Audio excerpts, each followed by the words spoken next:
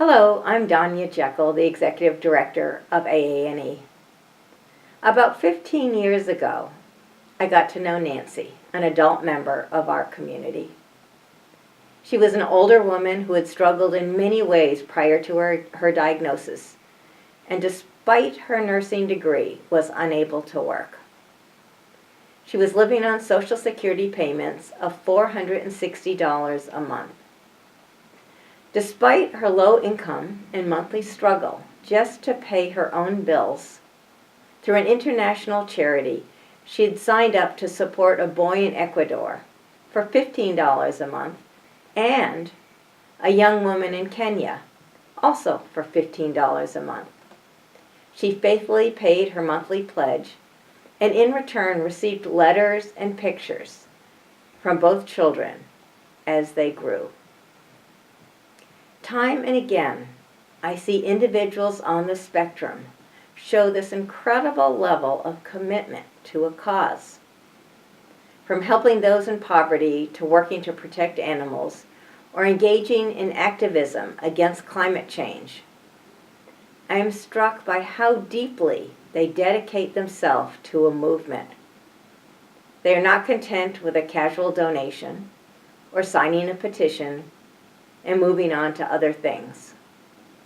Their sense of personal responsibility for the cause in which they believe becomes a driving force and compels them to devote time, energy, and resources, sometimes even at a great personal cost.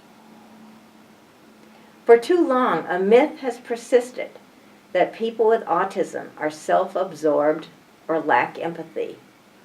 But what I see more often are individuals with incredible empathy, who feel the emotions of others so deeply they must take action and simply do not allow things they consider less important to become a barrier to their efforts. I think there are a few reasons for this. First, people on the autism spectrum seem to have an emotional sensitivity to unnecessary suffering, causing them to make a personal commitment to remedy these situations, sometimes regardless of how it impacts the other areas of their life. Often this becomes their life's passion or career, often as a catalyst for change, but sometimes it creates a focus which excludes other things in their life. Second, I think that for teens and adults who themselves felt what it is like to live as an outsider, there is more compassion for the vulnerable, including animals and nature, where there is likely to be a special bond and interest.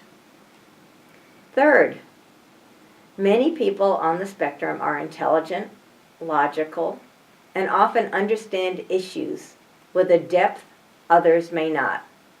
This understanding often leads to action.